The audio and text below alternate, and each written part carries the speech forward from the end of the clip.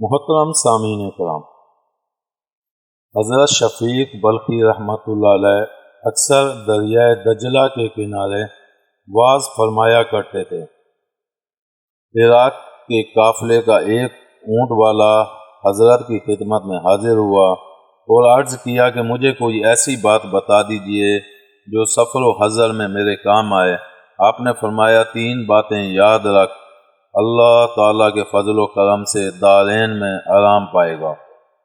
ایک یہ کہ جو اپنے واسطے چاہے وہی اپنے آقا کے واسطے پسند کیجیے۔